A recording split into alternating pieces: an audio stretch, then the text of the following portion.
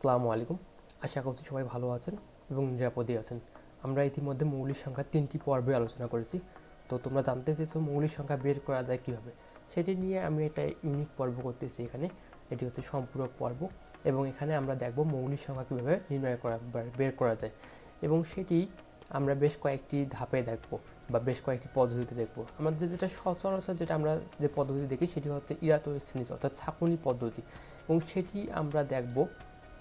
সেখানে দেখতে গেলে যেটা জিনিস জানতে হবে আমাদেরকে সেটি হচ্ছে 2 দ্বারা বিভাজ্যতা, 3 দ্বারা বিভাজিত, 4 দ্বারা বিভাজিত, 5 দ্বারা বিভাজিত, 6 দ্বারা বিভাজ্যতা, 7 দ্বারা বিভাজ্যতা, 8 দ্বারা বিভাজ্যতা, 9 দ্বারা বিভাজ্যতা, যে শর্তগুলো দেওয়া আছে সেগুলো জানলে আমাদের জন্য সুবিধা।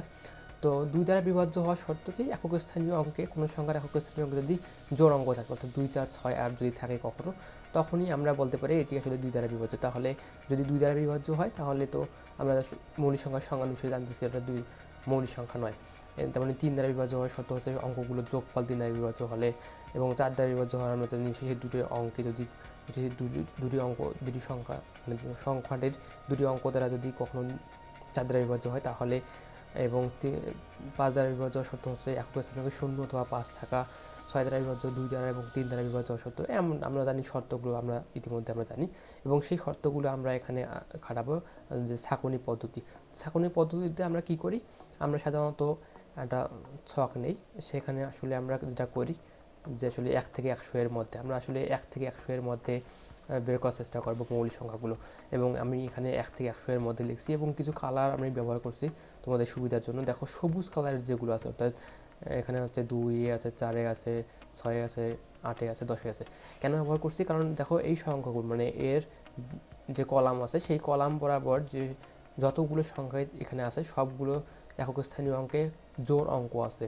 এখানে আছে 0, এখানে আছে 8, এখানে আছে 6, এখানে আছে 4, এখানে আছে 2। তো সেটি স্বভাবতই সেগুলো মৌলিক সংখ্যা হওয়ার কথা নয়। তো সেটি আমরা কেটে দিচ্ছি যে এগুলো মৌলিক সংখ্যা হওয়ার কোনো চান্সই নেই। তাহলে এই ধরনের এগুলো কিন্তু কাটা যাবে। তবে এটি মাথায় রাখতে হবে 2 কিন্তু কাটা যাবে না, কারণ 2 কিন্তু 2 দ্বারা বিভাজ্য হলেও আর অন্য কোনো সংখ্যা দিয়ে বিভাজ্য হয় না। কাজে এটি কি নয়, মৌলিক সংখ্যা। কাজে এটি মৌলিক সংখ্যা, বাকিগুলো মৌলিক সংখ্যা নয়। তো এগুলো ছাড়া আর মৌলিক সংখ্যা কি, 3 দ্বারা বিভাজ্য হওয়ার শর্ত আগে আমরা 5 দ্বারা বিভাজ্য হওয়ার শর্ত দেখি। আমরা 5 দ্বারা বিভাজ্য হয় 0 অথবা 5, শূন্যগুলো কিন্তু একবার কেটে দিলাম, আর তো কাটার কোনো অপশন নেই, 5গুলো আমরা কাটতেছি। তো তার আগে বলি 1 কিন্তু মৌলিক সংখ্যা নয়, তো 5গুলো আমরা কিন্তু কাটলাম এবং কাটার পর আমরা 3 দ্বারা বিভাজ্য হওয়ার শর্ত কি, 3 দ্বারা বিভাজ্য শর্ত হচ্ছে সংখ্যাগুলোর যোগফল যদি কখনো 3 দ্বারা বিভাজ্য হয়। তো স্বভাবতই 3 তো 3, কাজে এটি মৌলিক সংখ্যা, কিন্তু 9 কিন্তু আবার 3 দ্বারা বিভাজ্য হয়, অতএব কাজেই 9ও কিন্তু মৌলিক সংখ্যা নয়। আমরা সেটিকে সবুজ কালার দিচ্ছি, কাটতেছি। তাহলে দেখো 21, 2 এর একে 3, তাই 3কে 3 দ্বারা বিভাজ্য করা যায়, এবং 27, 3, 7 আর 2 হচ্ছে 9, 9কে 3 দ্বারা বিভাজ্য হয়, 27কেও তাহলে মৌলিক সংখ্যা নয়।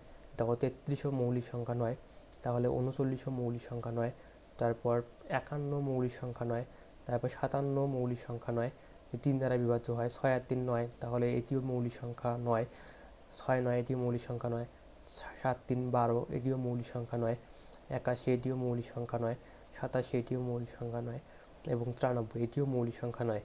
এবং তারপর থাকতেছে 4 তো আমরা ইতিমধ্যে 2 করছি, সেটা 4 5-এ আমরা কাটছি, 6 লাগবে না, 7-এ আমাদের রেখে দিতে হবে। তো 7 তো অবশ্যই মৌলিক সংখ্যা, তো 7 কাটা যাবে, 7 2 × 14 আমরা একটা কাটছি, 3 7 21 সেটিও আমরা কাটছি, 4 7 28 সেটিও আমরা কাটছি। তাহলে আমাদের যেটা আছে এখন আছে যেটা 7 7 49, 27 56 এখন কাটছি এটা। তারপর 7 11 একবারে 77, তারপর 7 12 84 এটাও কাটছি, 13 91 এটিও আমরা কাটছি। কাটার পর যেগুলো থাকতেছে সেগুলোই কিন্তু আসলে মৌলিক সংখ্যা। দেখো 2 3 5 7 এগুলো আসলে কিন্তু মৌলিক সংখ্যা, এবং যেগুলো আমি কাটি নেই এখানে মোটামুটি 1 থেকে 100 এর মধ্যে মৌলিক সংখ্যা মোটামুটি তোমরা জানো যে 25টি, এবং এখানে কিন্তু 25টি মৌলিক সংখ্যা আছে।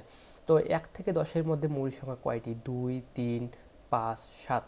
তো তোমাকে যদি কখনো বলে যে 1 থেকে 10-এর মধ্যে মৌলিক সংখ্যা কতটি, বা 11 থেকে 20-এর মধ্যে মৌলিক সংখ্যা কতটি, বা 21 থেকে 30-এর মধ্যে মৌলিক সংখ্যা কতটি, বা 1 থেকে 30-এর মধ্যে মৌলিক সংখ্যা কতটি, তখন কি আমরা এত বিশাল একটা ছক আমরা কি প্রথম থেকে তৈরি করব? না, আমরা প্রথম থেকে তৈরি করবো না। তখন সিম্পল জিনিস মনে রাখতে পারি আমরা, সেটি হচ্ছে এটা টেলিফোন নাম্বার। টেলিফোন নাম্বারটা কি? সেটি হচ্ছে টেলিফোন নাম্বারটা তোমরা দেখতে পাচ্ছ 44223223221। টেলিফোন নাম্বারটা মনে রাখলেই কিন্তু আমরা মৌলিক সংখ্যাগুলো সহজেই আমাদের যে পরীক্ষায় আসে সেই সিস্টেমগুলো আমরা জেনে যাব। এবং সেটি কি মেইন করে? ধরেন 4 কি মেইন করে, 4টা যে মেইন করে সেটা হচ্ছে 1 থেকে 10-এর মধ্যে মৌলিক সংখ্যা কতটি, সেটি হচ্ছে 4।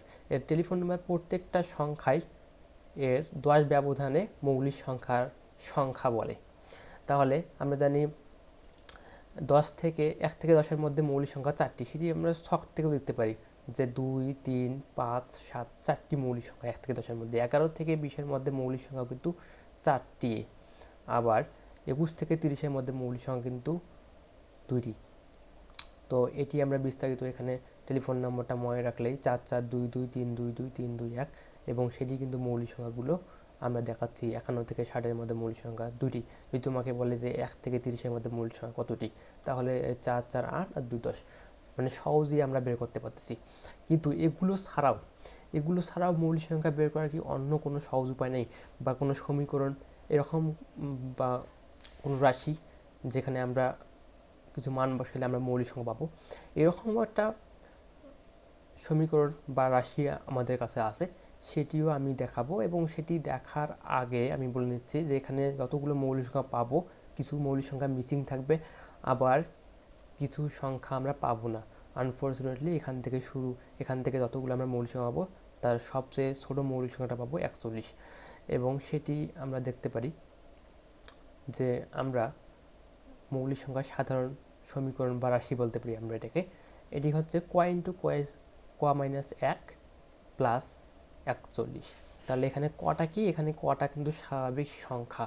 তাহলে স্বাভাবিক সংখ্যা যদি হয়, তাহলে ক এর মান যদি কখনো আমরা 1 নেই, অর্থাৎ ক এর মান যদি প্রথম সংখ্যাটাই নেই, স্বাভাবিক সংখ্যার প্রথম সংখ্যাটি, তাহলে এখানে 1 বসালে কি হয়? তাহলে 1 ইন্টু, তাহলে হচ্ছে 1 মাইনাস 1 যোগ হচ্ছে 41।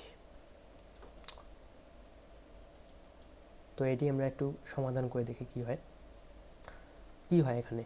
তাহলে 1, এটা হচ্ছে 1 থেকে গেলে 0 প্লাস 41। তাহলে এখানে হচ্ছে যেহেতু 1 আর 0 গুণ করলে 0 হয়, তার মানে 41। 1-এর মান যদি কখনো 2 হয়, তাহলে কি হয়? 2, এখানে হচ্ছে 43। তাহলে এখানে হচ্ছে 2 যোগ 1, 2 বিয়োগ 1, অর্থাৎ 1কে 2 দ্বারা গুণ করে 2 কে 2, সেখান থেকে 41 যোগ করে হয় 43। 3 দিলে হয় 47। দেখো, এটি কিন্তু আমরা মৌলিক সংখ্যা দেখতে পারি। দেখো 41, 43, 47, এভাবে আমরা বের করতে পারি। তবে এখানে কিছু সংখ্যা মিসিং থাকবে, এবং আনফর্চুনেটলি এখান থেকে 41 থেকে আমরা মৌলিক পাবো। এবং এই 3টি পদ্ধতি আশা করছি তোমাদের কাজে লাগবে। ধন্যবাদ সবাইকে, ভালো থাকবেন।